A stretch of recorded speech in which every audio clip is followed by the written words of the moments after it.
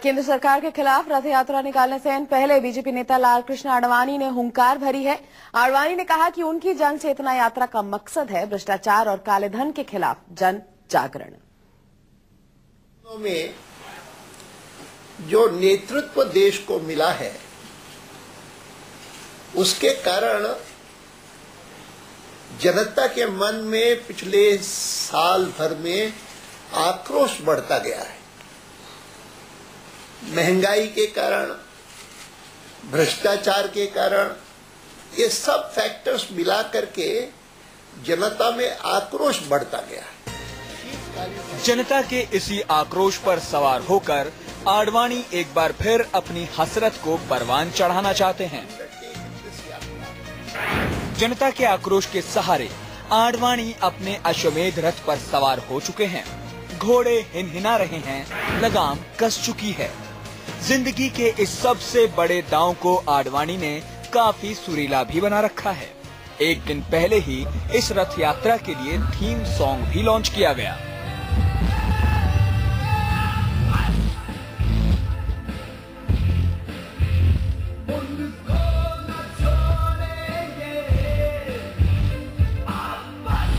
इस शंखनाद के साथ ही जन चेतना यात्रा के श्री गणेश से ऐन पहले दिल्ली से आडवाणी ने हुंकार भी भरी। इस हुंकार के सीधे निशाने पर केंद्र सरकार थी कि मैं मानता हूं कि जितनी क्षति लोकतंत्र की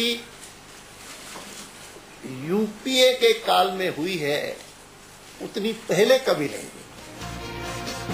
आडवाणी की रथ यात्रा लोकनायक जयप्रकाश नारायण के गांव छपरा के सिताब दियारा से 11 अक्टूबर से शुरू होगी और 20 नवंबर को दिल्ली में खत्म होगी। आडवाणी की रथ यात्रा 23 राज्य और 4 केंद्र शासित राज्यों के 100 जिलों से होकर गुजरेगी। 100 जिलों में करीब 40 दिन के इस सफर में आडवाणी को ऊर्जा देगा महंगाई, भ्रष्टाचार और काले धन का वो मुद्दा जिनसे परेशान है देश की 125 करोड़ जनता। विदेशों में टैक्स हेवन्स में जमा है और जो आंकड़े इधर उधर छपते हैं उनमें सच्चा कौन सा, गलत कौन सा, लेकिन इतना साफ है कि बहुत बड़ा अमाउंट है और वो सारा अमाउंट अगर किसी प्रकार से हम वापस ला सके तो भारत में विकास के लिए कोई संसाधनों की कमी नहीं होगी। और इसीलिए black money in foreign tax havens उसके बारे में एक श्वेत पत्र प्रकाशित किया जाए तो उपयुक्त होगा कि अब तक सरकार ने क्या क्या किया है, क्या क्या कदम उठाए हैं। ऐसा आडवाणी कहते हैं, लेकिन सियासत को समझने वाले समझते हैं कि असल में आडवाणी का मकसद है दिल्ली की गद्दी, प्रधानमंत्री की कुर्सी। हालांकि हमेशा की तरह अपनी हुंकार में भी आडवाणी इस बात को छिपा गए। इसका निर्णय पार्टी करेगी जब इलेक्शन आएगा। ये कोई निर्णय अभी तो कम से कम अभी तो 3 साल पड़े।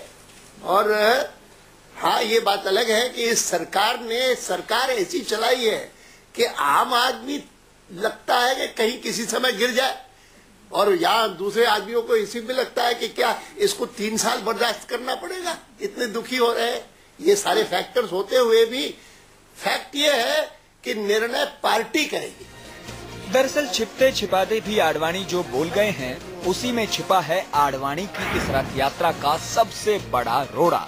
ये रोड़ा कांग्रेस नहीं है जिसने हर जिले में आडवाणी को काला झंडा दिखाने का ऐलान किया है, बल्कि ये रोड़ा खुद उनकी ही पार्टी से निकला है।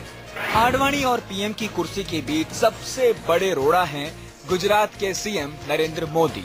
हालांकि आडवाणी का कहना है कि मोदी उनकी रथ यात्रा में शामिल होंगे। अच्छी बात यह है कि इस बारे में भी एक खबर छपी है, वहाँ पर रूपाला जी के नाम से मैंने देखा। स्वागत करेंगे। और इस विषय में कुछ दिन पहले उनसे बात हुई थी। उन्होंने कहा कि आपकी यात्रा आएगी, मैं बहुत निश्चित रूप से वहाँ पर हूँगा। मोदी के साथ का भरोसा और जनता के आक्रोश का टॉनिक शायद आडवाणी को उस मंजिल तक पहुंचा दे जिससे बस चंद कदम दूर ठिठका खड़ा है बीजेपी का ये बुजुर्ग नेता। अमित कुमार, दिल्ली, न्यूज़ 24।